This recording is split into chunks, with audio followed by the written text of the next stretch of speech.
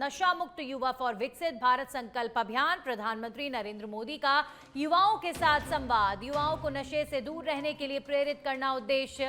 कार्यक्रम में 10,000 से ज्यादा जगहों से जुड़े युवा। मुख्यमंत्री भजनलाल शर्मा भी कार्यक्रम में वर्चुअली जुड़े। तो प्रधानमंत्री नरेंद्र मोदी ने किया संवाद। युवाओं को नशे से दूर रहने के लिए प्रेरित प्रधानमंत्री द्वारा किया गया है। कार्यक्रम में 10,000 जगहों से 10,000 युवा अलग अलग जगहों से जुड़े हैं। मुख्यमंत्री भजनलाल शर्मा इस कार्यक्रम में वर्चुअली जुड़े हैं और अलग अलग नाट्यक्रमों के माध्यम से भी कैसे नशा जो है वो युवाओं के जीवन को बर्बाद करता है, इसका संदेश दिया गया है।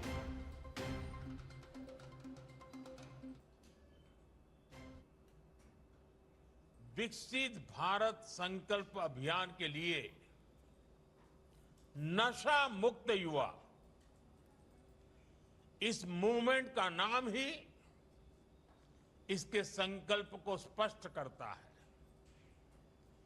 क्योंकि आज जब देश ने विकसित भारत का लक्ष्य तय किया है, तो इसके लिए आवश्यक है देश का युवा तन से स्वस्थ हो, मन से स्वस्थ हो, आत्मविश्वास से भरपूर हो और ड्रग्स जैसी घातक आदत से हमेशा हमेशा दूर ही रहे, दूर हो। यही इस अभियान का उद्देश्य है। इसलिए हम सबको ये संकल्प लेना है, हमारे युवा नशे और ड्रग्स के खतरों को समझे, हर तरह से जागरूक रहे और उससे दूर रहें। और इस संकल्प में अब राष्ट्रीय नशा मुक्त युवा अभियान की बड़ी भूमिका है। साथियों, काशी का सांसद होने के नाते मुझे इस बात की खुशी है कि यह अभियान का पायलट प्रोजेक्ट के तौर पर पिछले साल काशी की पवित्र धरती से शुरू हुआ था।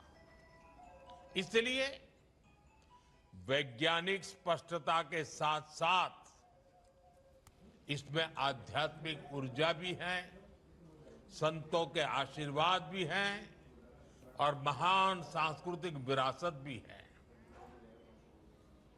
हरियालो राजस्थान और एक पेड़ मां के नाम अभियान के तहत नगर निगम की हरित संकल्प कोटा पहल के तहत लोकसभा अध्यक्ष ओम बिरला की गरिमामयी उपस्थिति में उम्मेदगंज स्थित ट्रांसफर स्टेशन परिसर में पौधारोपण किया गया। कार्यक्रम में राजस्थान सरकार के ऊर्जा मंत्री हीरालाल नागर और लाडपुरा विधानसभा क्षेत्र से विधायक कल्पना देवी भी मौजूद रहीं। उन्होंने बताया कि नगर निगम ने इस मानसून के दौरान 1.5 लाख पौधे लगाने का लक्ष्य रखा है। इस लक्ष्य की प्राप्ति के लिए निरंतर पौधारोपण कार्यक्रम आयोजित किए जा रहे हैं।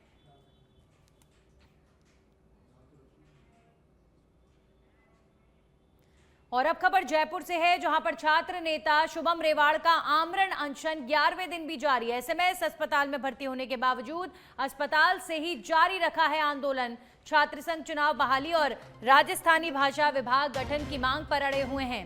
विधायक मुकेश भाकर ने अस्पताल पहुंचकर कल दिया समर्थन। सचिन पायलट, अशोक गहलोत और गोविंद सिंह डोटासरा समेत कई नेताओं का समर्थन मिलता हुआ नजर आ रहा है। इधर अभी तक मांगों पर नहीं मिल रही सरकार की कोई भी प्रतिक्रिया। तो छात्र संघ चुनाव की बहाली का मुद्दा अब काफी बड़ा होता जा रहा है। छात्र संघ चुनाव की बहाली की मांग को लेकर और राजस्थानी भाषा विभाग गठन की मांग को लेकर छात्र नेता शुभम रेवाड़ का आमरण अनशन 11वें दिन भी जारी है। शुभम रेवाड़ एसएमएस अस्पताल में भर्ती है और अस्पताल से भी अपना आमरण अनशन उन्होंने जारी रखा हुआ है। मुख्यमंत्री भजनलाल शर्मा के उदयपुर दौरे का आज दूसरा दिन है और मुख्यमंत्री शर्मा ने झाड़ोल के बीड़ा गांव में प्रातःकालीन भ्रमण किया और भ्रमण के दौरान गांव में ग्रामीणों से मुलाकात की। ग्रामीणों को रास आया मुख्यमंत्री का सादगी भरा अंदाज। आमजन ने खुलकर सीएम भजनलाल शर्मा से मन की बात की है। वहीं कैबिनेट मंत्री बाबूलाल खराड़ी, हेमंत मीणा इस दौरान मौजूद रहे। तमाम आला अधिकारी, स्थानीय जनप्रतिनिधि भी उनके साथ इस दौरान मौजूद रहे और बड़ी संख्या में लोग वहां पर मुख्यमंत्री को देखकर आगे आए और उन्होंने अपने मन की बात सीएम के सामने रखी है।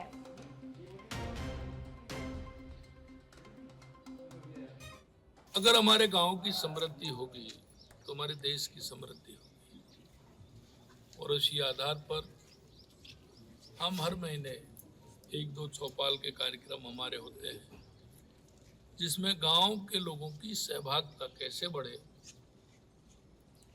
उनका गांव की हर समस्या में सहयोग रहे, मिलकर के उसका समाधान करें,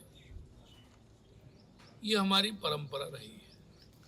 मुझे विश्वास है ग्राम चौपाल के माध्यम से हम हमारे गांव को सशक्त बनाएंगे, समृद्ध बनाएंगे और हमारे पशुपालक हो या हमारा किसान हो, हमारा गरीब हो, हमारी माता बहनें हो, हमारा युवा हो, ये सभी अगर सशक्त होंगे तो हमारा गांव सशक्त होगा, समृद्ध होगा, आर्थिक रूप से खुशहाली आएगी। मुझे विश्वास है कि हमारे गांव में जो बदलाव आ रहा है, चाहे हमारी केंद्र सरकार की योजना हो या राज्य सरकार की योजना हो, उनका लाभ जनता तक पहुंच रहा है और मैं कह सकता हूं कि गांव की समृद्धि हम सबकी समृद्धि। और अब खबर जोधपुर के सूरसागर थाना क्षेत्र से है, जहां पर महाराणा प्रताप लोहार कॉलोनी में देर रात आपसी रंजिश के चलते चाकूबाजी की घटना सामने आई। जानकारी के अनुसार 4 से 5 लोगों ने एक व्यक्ति के साथ मारपीट की और उस पर चाकू से हमला कर दिया। हमले में गंभीर रूप से घायल व्यक्ति को परिजन और स्थानीय लोग तत्काल अस्पताल लेकर पहुंचे, जहां पर डॉक्टर्स ने जांच के बाद उसे मृत घोषित कर दिया। घटना की सूचना मिलते ही सूरसागर थाना पुलिस मौके पर पहुंची और घटनास्थल का निरीक्षण किया। पुलिस ने सीसीटीवी के आधार पर मामला दर्ज कर जांच शुरू कर दी है। वहीं आरोपियों की तलाश की जा रही है।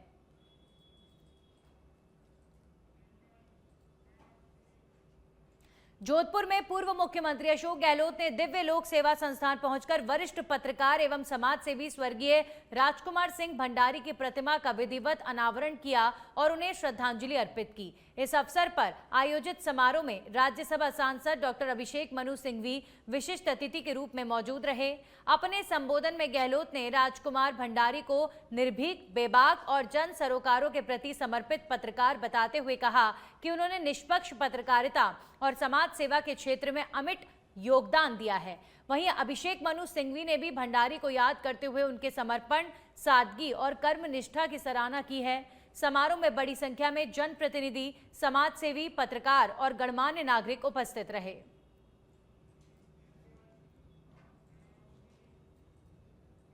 कपासन विधानसभा के गांव बबराना में करोड़ों रुपए की लागत से हुए विकास कार्यों के लोकार्पण कार्यक्रम के दौरान विधायक अर्जुन लाल जी नगर का ग्रामीणों ने अनोखे अंदाज में स्वागत किया। बैलगाड़ी पर बैठाकर विधायक को लोकार्पण स्थल तक ले जाया गया। वहीं बुलडोजर से पुष्प वर्षा कर उनका अभिनंदन किया गया। कपासन के बबराना गांव में विकास कार्यों के लोकार्पण अवसर पर उत्साह और जन समर्थन का अनूठा नजारा देखने को मिला। ग्रामीणों ने विधायक अर्जुन लाल जी नगर का पारंपरिक अंदाज में बैलगाड़ी पर बैठाकर लोकार्पण स्थल तक स्वागत जुलूस निकाला।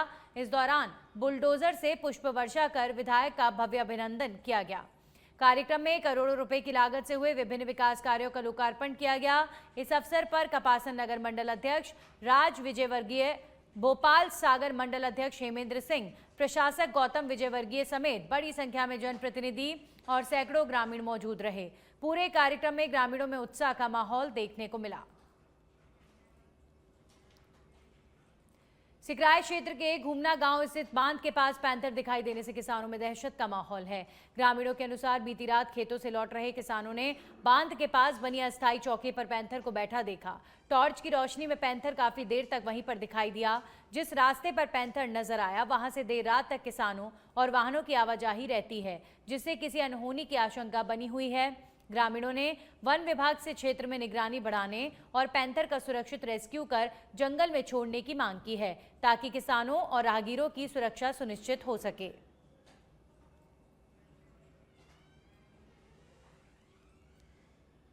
सिविल डिफेंस भर्ती परीक्षा में नियुक्ति की मांग को लेकर अभ्यर्थियों का आंदोलन अब निर्णायक मोड़ पर पहुंच गया है।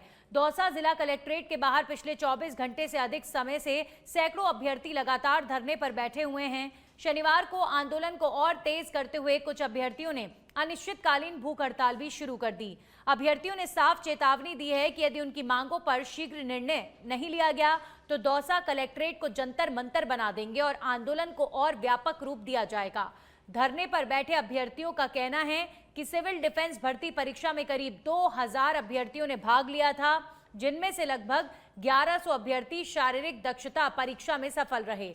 प्रारंभ से ही भर्ती 500 पदों के लिए प्रस्तावित थी, जिसे बाद में बढ़ाकर 900 पद कर दिया गया। इसके बावजूद आज तक नियुक्ति आदेश जारी नहीं किए गए। उनका आरोप है कि सरकार और प्रशासन केवल आश्वासन दे रहे हैं, लेकिन नियुक्ति प्रक्रिया आगे नहीं बढ़ रही। धरना स्थल पर मौजूद अभ्यर्थियों ने कहा कि उनके परिवारों की आर्थिक स्थिति कमजोर है और कई अभ्यर्थी इसी नौकरी के सहारे अपने भविष्य की उम्मीद लगाए बैठे हैं। धरने पर बैठे अभ्यर्थियों ने स्पष्ट कहा है कि अब ये आंदोलन आर पार की लड़ाई बन चुका है।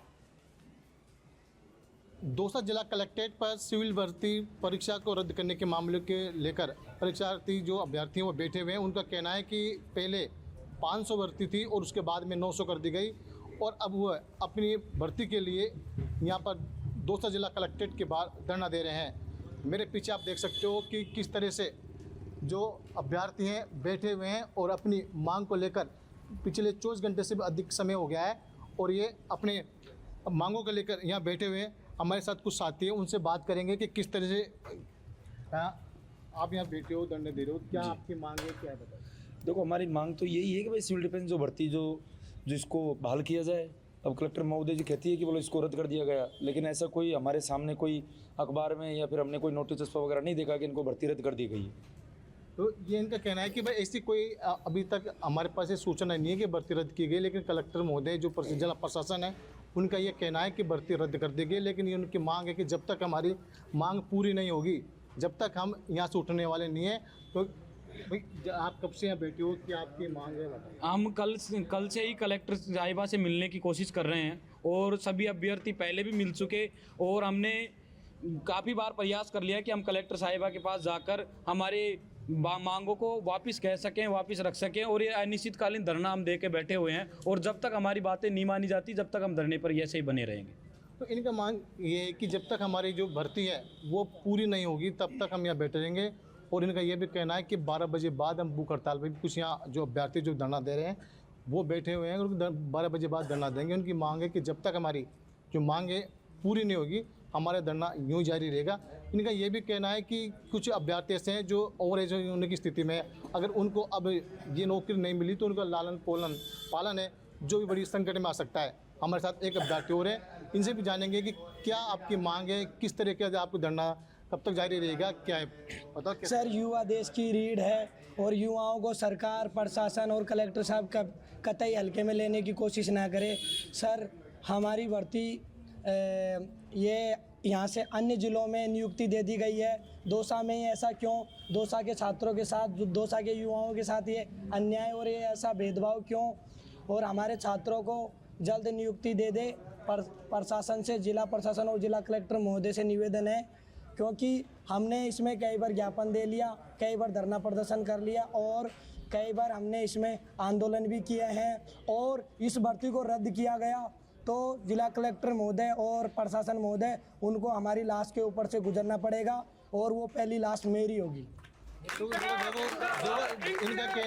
ये कहना है कि भले ही अब कुछ भी हो जाए, इन्होंने भी आर पार की लड़ाई की ठान ली है। इनका कहना है कि जो भर्ती हुई है उसमें हम हमें लेकर रहेंगे और जो हमारी मांग है उसको मनवा के रहेंगे, चाहे उसके लिए कुछ भी कुर्बानी देनी पड़े। विष्णु आशीर्वाद, सच बदड़क, दौसा। वहीं जयपुर बांदीकुई एक्सप्रेस हाईवे पर चैनल नंबर 37 के पास रविवार को एक दर्दनाक सड़क हादसे में 14 वर्षीय बालिका की मौत हो गई, जबकि 10 लोग घायल हो गए। हादसा उस समय हुआ जब भीलवाड़ा जिले की मांडल तहसील निवासी एक परिवार अलवर में कोर्ट की पेशी से लौट रहा था। जानकारी के अनुसार परिवार सेंट्रो कार में सवार होकर अलवर से भीलवाड़ा लौट रहा था और इसी दौरान पीछे से दूसरी पक्ष की एक गाड़ी लगातार पीछा कर रही थी। बताया जा रहा है कि पीछा किए जाने के कारण चालक घबरा गया और कार अनियंत्रित होकर एक्सप्रेस हाईवे किनारे पत्थरों से टकराते हुए पलट गई। हादसा इतना भीषण था कि कार में सवार करीब 10 लोग घायल हो गए। घायलों में 3 पुरुष, 2 महिलाएं और 4 बच्चे शामिल हैं। सभी घायलों को एम्बुलेंस की सहायता से दौसा जिला अस्पताल पहुंचाया गया, जहां पर उनका उपचार जारी है। हादसे में एक 14 वर्षीय बालिका ने गंभीर चोटों के कारण दम तोड़ दिया। प्रारंभिक जानकारी के अनुसार दोनों पक्षों के बीच एक मामले को लेकर न्यायालय में सुनवाई चल रही थी और सभी लोग उसी मामले में अलवर कोर्ट में पेशी के बाद लौट रहे थे। हादसे की सूचना पर पुलिस मौके पर पहुंची और दुर्घटनाग्रस्त वाहन को हटाकर यातायात सुचारू कराया गया। पुलिस पूरे घटनाक्रम की जांच में जुटी हुई है। हिंडौन सिटी के खरेटा रोड की बदहाल हालत को लेकर स्थानीय लोगों में भारी रोष देखने को मिल रहा है। सड़क पर जगह जगह 2-2 फीट गहरे गड्ढे बने हैं, जिससे आए दिन स्कूली छात्र और राहगीर चोटिल हो रहे हैं। लोगों का आरोप है कि सड़क निर्माण में गुणवत्ता मानकों की अनदेखी की गई है, जिसके चलते निर्माण के कुछ समय बाद ही सड़क क्षतिग्रस्त होने लगी है। बता दें कि ये सड़क मेगा फूड पार्क तक पहुंच के लिए बनाई गई थी और निर्माण कार्य वर्ष 2023 में पूरा हुआ था। साथ ही 5 साल की गारंटी अवधि होने के बावजूद सड़क की हालत समय से पहले खराब होने लगी है, जिसे लेकर स्थानीय लोगों ने जल्द कार्रवाई नहीं होने पर आंदोलन की चेतावनी दी है।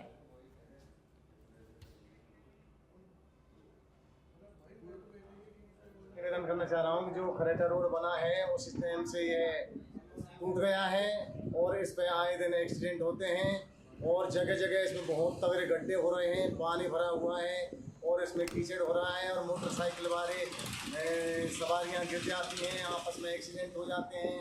बहुत बुरी हालत हो रही है सर। इस निवेदन करना चाह रहा हूँ कि जो खरेटा रोड बना है उस टाइम से ये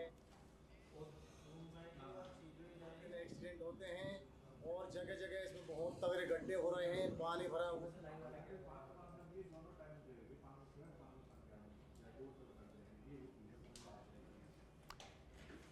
तो समाधान न होने पर आंदोलन की चेतावनी। इस गड्ढों से भरी सड़क से लोग परेशान हैं। वहीं पाली के सुमेरपुर के सदर थाना क्षेत्र के पालड़ी जोड़ गांव में पारिवारिक बंटवारे को लेकर शनिवार देर रात 2 पक्षों के बीच विवाद खूनी संघर्ष में बदल गया। दोनों ओर से हुई मारपीट में करीब 8 लोग घायल हो गए। वहीं सूचना पर सदर थाना पुलिस मौके पर पहुंची और घायलों को सुमेरपुर उपजिला अस्पताल पहुंचाया गया, जहां प्राथमिक उपचार के बाद 5 घायलों को छुट्टी दे दी गई है, जबकि एक गंभीर घायल को बेहतर उपचार के लिए उदयपुर रेफर किया गया है। 2 अन्य घायलों का इलाज जारी है। प्रारंभिक जांच में विवाद की वजह पारिवारिक बंटवारा सामने आया है। फिलहाल पुलिस ने मामला दर्ज कर जांच शुरू कर दी है।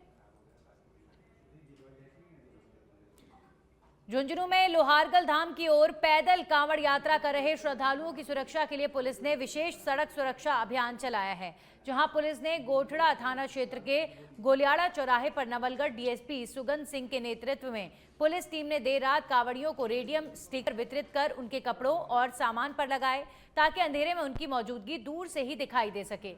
वहीं पुलिस ने श्रद्धालुओं को सड़क के बाईं ओर चलने, यातायात नियमों का पालन करने और समूह में व्यवस्थित यात्रा करने की सलाह दी है। साथ ही वाहन चालकों से डिपर का उपयोग करने, नियंत्रित गति से वाहन चलाने और पैदल श्रद्धालुओं के पास विशेष सतर्कता बरतने की अपील की गई है। और अब खबर बीकानेर जिले के नोखा से है, जहां पर पांचू थाना पुलिस ने पुलिस मुख्यालय के विशेष अभियान ऑपरेशन नीलकंठ के तहत बड़ी कार्रवाइयों को अंजाम दिया है। भारतमाला टोल नाके पर नाकेबंदी के दौरान 3 जिलों में वांछित आरोपी बाबूलाल समेत 4 आरोपियों को गिरफ्तार किया गया है। जानकारी के मुताबिक बाबूलाल बीकानेर के हदा थाना और श्रीगंगानगर के राजियासर थाना क्षेत्र में दर्ज एनडीपीएस से जुड़े 3 मामलों में लंबे समय से फरार चल रहा था।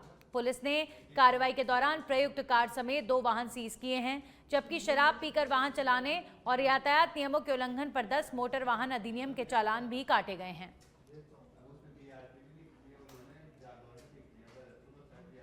नागौर के पादुकला स्थित हजरत दुर्वेश गरीब अली शाह रफाई अल कादरी के प्रसिद्ध 9 कुट्टी दरबार में आयोजित 10वें उर्स मुबारक के तीसरे दिन आस्था का जन सैलाब उमड़ पड़ा, जहां दूर दूर से पहुंचे हजारों अकीदतमंदों ने मजार पर फूलों की चादर पेश कर देश में अमन चैन, भाईचारे और खुशहाली की दुआ मांगी। वहीं दिन भर दरबार परिसर जायरीनों से गुलजार रहा। शाम को आयोजित महफिल समा में मशहूर कव्वालों ने सूफियाना कलाम और नात शरीफ पेश कर रूहानी माहौल बना दिया। देर रात तक अकीदतमंद कव्वाली का आनंद लेते रहे। बता दें कि उर्स के चौथे दिन कुल की रस्म अदा की जाएगी। इतना ही नहीं, 9 कुट्टी दरबार का उर्स सिर्फ एक धार्मिक आयोजन नहीं बल्कि गंगा जमुनी तहजीब, भाईचारे और सामाजिक सौहार्द की मिसाल बन चुका है। राजस्थान की ऐतिहासिक हवेलियों और शेखावाटी की विरासत देखने आने वाले पर्यटकों के लिए अच्छी खबर है। अमृत भारत स्टेशन योजना के तहत चूरू रेलवे स्टेशन का आधुनिक सुविधाओं के साथ पुनर्विकास किया गया है। स्टेशन पर यात्रियों के लिए बेहतर इंतजाम, डिजिटल सूचना प्रणाली, आकर्षक सौंदर्यकरण और सोलर ऊर्जा जैसी सुविधाएं विकसित की गई हैं। वहीं 12 मीटर चौड़ा फुटओवर ब्रिज और लिफ्ट का निर्माण भी अंतिम चरण में है, जिससे यात्रियों का सफर और अधिक सुगम होगा।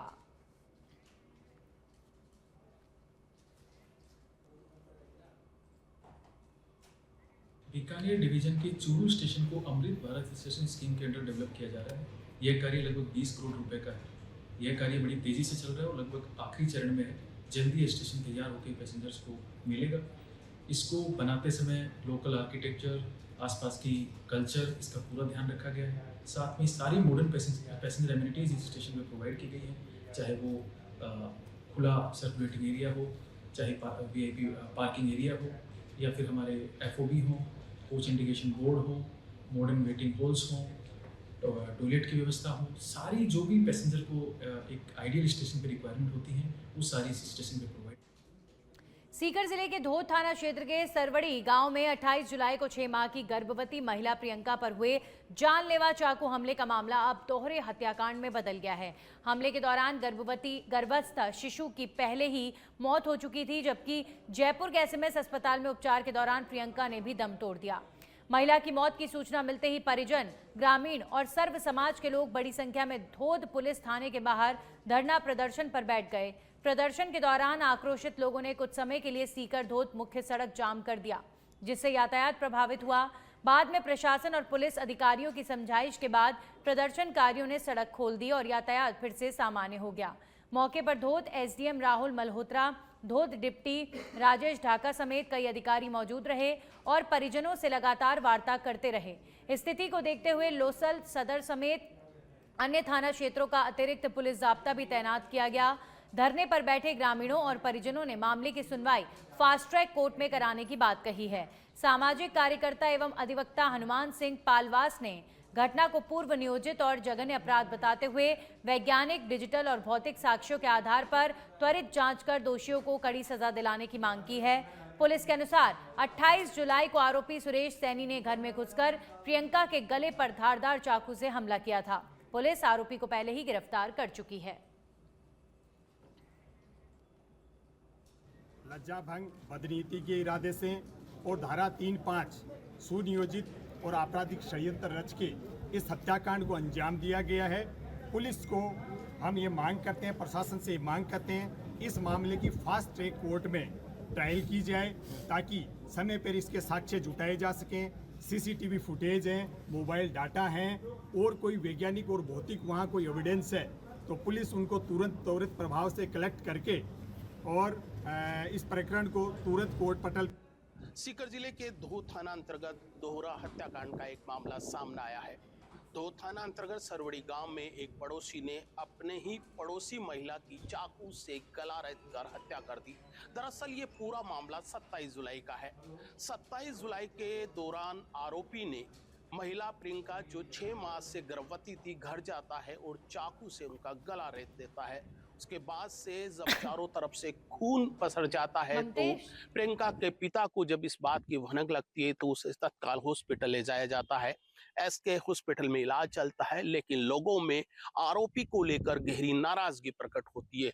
लोगों ने धरना प्रदर्शन शुरू किया और आरोपी की गिरफ्तारी की मांग की। आरोपी पकड़ा तो गया, लेकिन उसी समय एक रिपोर्ट आती है कि गर्भवती प्रियंका के गर्भ में पल रहा बच्चे का मौत हो जाती है। उसके बाद में लोग और ज्यादा नाराज हो जाते हैं। इलाज के दौरान आज प्रियंका जिंदगी की जंग हार गई और उसकी मौत हो गई। उसके बाद से लोग धोत थाना अंतर्गत आते हैं और वहां पर विरोध शुरू कर देते हैं। लोगों का मानना है कि जो आरोपी है दरअसल रंजिश के तहत है, वो ये हत्या करता है। लोग आरोपी पर घर पर बुलडोजर चलाने की मांग करते हैं और फांसी की सजा की मांग करते हैं। दरअसल पूरा मामला आपसी रंजिश को लेकर है। बताया जाता है कि आरोपी का भाई महाराष्ट्र में काम करता था और वहीं प्रियंका के पति भी काम करते थे। दोनों के बीच में किसी बात को कहासुनी हुई और इस बात जब आरोपी को पता चली तो वो प्रियंका से नफरत करने लग गया। उसके बाद नफरत में जलता हुआ वो प्रियंका जो गर्भवती थी उनके घर जाता है और चाकू से उनका गला रेत देता है। आरोपी को बिल्कुल भी कानून का डर नहीं है। ये सभ्य समाज के लिए बहुत चिंता का विषय है। सीकर में इस दोहरे हत्याकांड को लेकर गहरी चिंता जाहिर की है। वहीं पुलिस ने भी आरोपी को गिरफ्तार कर लिया है। अब जांच के आधार पर जल्द ही कानून से सजा देगा, लेकिन समाज में जो घटना सामने आई है उसे सोचने के लिए मजबूर कर दिया है। सीकर से रिपोर्टर।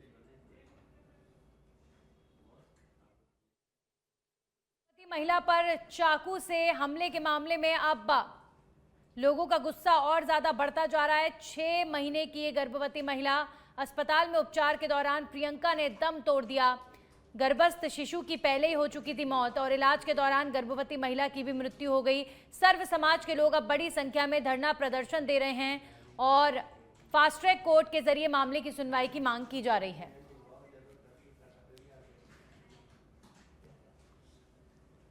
चौथ का बरवाड़ा थाना पुलिस ने अवैध बजरी खनन एवं परिवहन के खिलाफ कार्रवाई करते हुए 5 ट्रैक्टर ट्रॉलियां जब्त की हैं।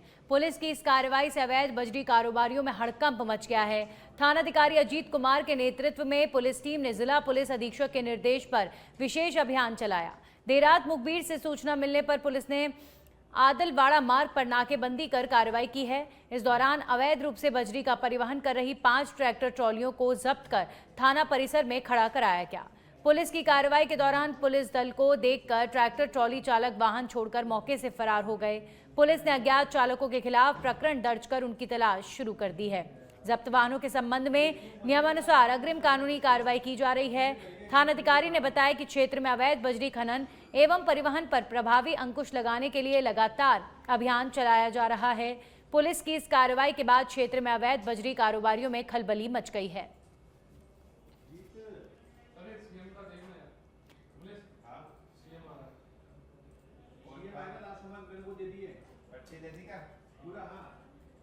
पुलिस को देखकर ट्रैक्टर ट्रॉली चालक मौके से फरार हो गया। अवैध बजरी खनन एवं परिवहन के खिलाफ पुलिस ने कार्रवाई की है। वहीं सीकर जिले के खंडेला से एक बड़ी खबर सामने आ रही है। सड़क हादसे में 25 वर्षीय युवक की मौत के बाद अब पुलिस की कार्यप्रणाली पर गंभीर सवाल खड़े हो गए हैं। आरोप है कि सूचना मिलने के बावजूद पुलिस करीब 2 घंटे बाद अस्पताल पहुंची। वहीं अस्पताल पहुंचे एक एएसआई पर पीएमओ और चिकित्सकों से कथित अभद्र व्यवहार करने के आरोप भी लगे हैं। इतना ही नहीं, मृतक के परिजनों के सामने भी कथित रूप से बदसलूकी की गई है।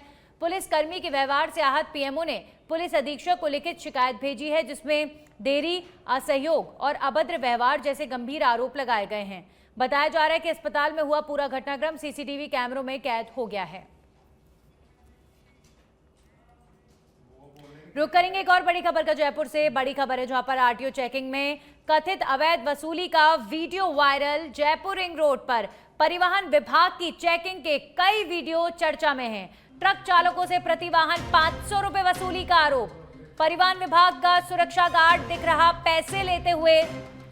परिवहन निरीक्षक मुक्ता सोनी के उड़न दस्ते का है ये गार्ड। परिवहन निरीक्षक मुक्ता सोनी भी वायरल वीडियो में नजर आई हैं। गार्ड को ट्रक चालकों से बातचीत और नकदी गिनते देखा गया है। शनिवार सुबह की चेकिंग का ये वीडियो बताया जा रहा है। सच बेधड़क नहीं करता वायरल वीडियो की सत्यता की पुष्टि, लेकिन अगर ये घूस लेने वाला कोई वीडियो है तो ये शर्मनाक तस्वीर है। अगर पुलिस वाले घूस ले रहे हैं इस वीडियो में तो ये शर्मनाक तस्वीर है।